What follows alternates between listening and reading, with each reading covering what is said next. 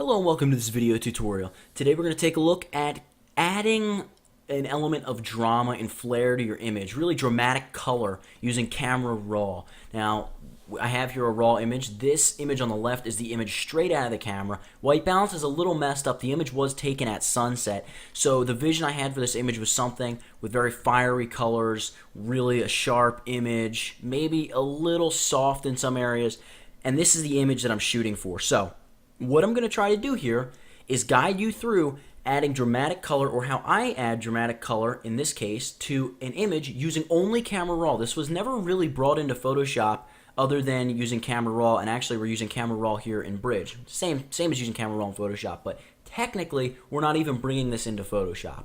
So I'm going to hit Command or Control R, which is going to open this image in Camera Raw. The first thing I notice about my image is that the foreground is far too dark, so I'm going to attempt to correct that without blowing the sky out by throwing some fill light in there. So I'm going to go up to around 50, 55, 60 maybe, and when you add a lot of fill light or recovery, which would bring back sky, recovery and fill light, when you add a lot of them, tend to wash the image out a little bit, kill contrast. So now that I've done that, I definitely want to boost my contrast a little. So I've got a nice brightened up foreground, and I am getting a lot of that contrast back. Great. I'm going to slide my clarity slider back. Sliding your clarity slider back softens the image. Sliding it forward really gives a lot of mid-tone punch to the image. It really almost gives it a pseudo HDR look. Not quite what I'm going for here. So I'm going to go ahead and set this to right around -15.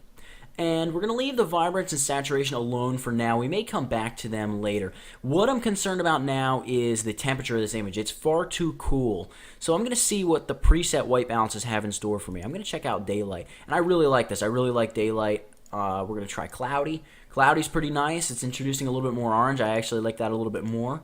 Shade takes it a step further, maybe a little bit too far, though. It's starting to look semi-toxic. So I'm going to go back to cloudy, and there's a bit too much green here. So I'm going to take the tint slider, slide it toward the magenta. Because remember, we're at sunset. We really want it to be these warm, sort of orange and pink / magenta tones that we're going for. I may throw a little bit more orange in there now that I'm looking at it.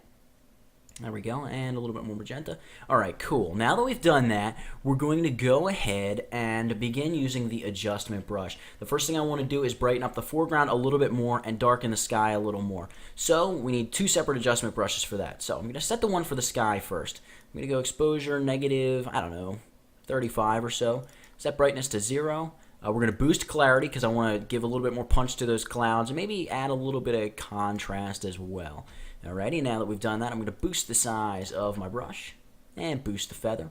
You can try using auto mask. In this case, I don't think auto mask is going to do me much good. Auto mask is going to basically detect the edge for you and only paint in the area where you have that center plus point of your brush. So a lot of cases with skies it works. Here with all the little edges on the trees, I'm not so confident that it's not going to leave me with a ton of haloing. So I'm not going to use auto mask. I'm going to try to wing this by hand, and I'm going to increase my feather a bit. Maybe around 50. There we go. Cool. Now that I've done that, let's begin painting in the sky to darken it up.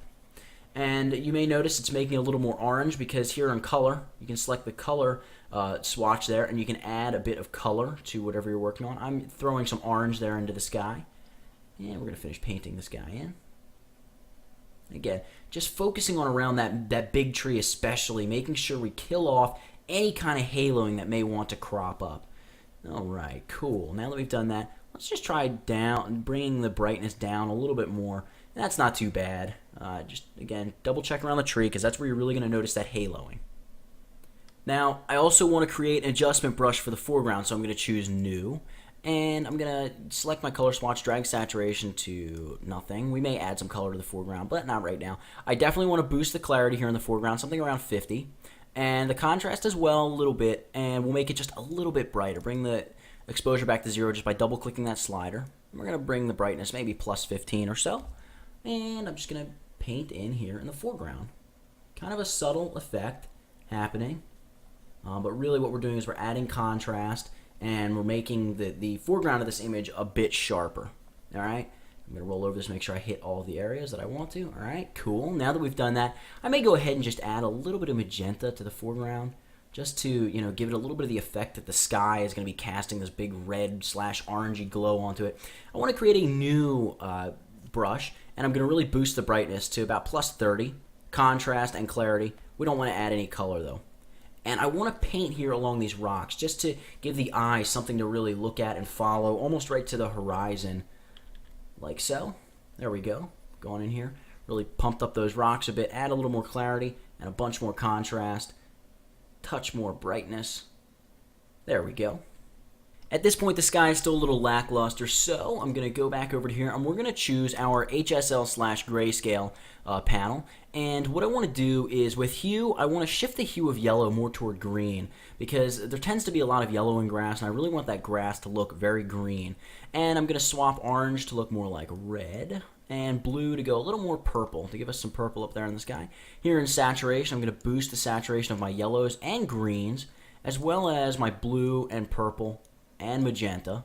And then under luminance, I want to brighten up the greens and yellows, which is going to give the grass a little bit of a boost. We're going to down the blue, down the purple, and down the magenta. It's going to give us a nice darker sky. All right, now that we've done that, we're going to go ahead and add a vignette under the lens correction area. We give a nice heavy vignette, all right, like so. Maybe back it off a little bit. There we go, very nice. And at this point, I'm going to grab the graduated filter, and I'm going to pull one down from the top. However, I want to go ahead and darken it up a bit. Again, we can dump a little bit of contrast in there. We don't really need any more clarity up there. I don't want to go too overboard. And here I'm going to add some nice, almost hot pink is what you're looking to add. And I'm going to pull this straight down from the top. And you can see the effect it's giving my sky. And that looks pretty good. I like that. Maybe it's a little too intense, so we'll back off the saturation of our pink. You know what? And I don't think it was too intense. There we go. And at this point, I'm going to give a little bit more contrast up top, and maybe we can use a little bit of clarity. And I can see haloing around the edges of the clouds. Just watch for those little things. Alrighty, cool. Now that we've done that, let's create a new graduated filter. And this time, we're just going to boost brightness a little bit. Not really any contrast, not really any clarity. Definitely not any color. So hit OK, and we're going to pull one up from the base here, just to brighten up the foreground a touch. There we go. And select the hand tool, and then all you want to do is get back to the basics panel, and we just want to punch the vibrance way up with this image, somewhere around 75, and just reduce saturation, maybe -20, maybe -15, -20, something like that.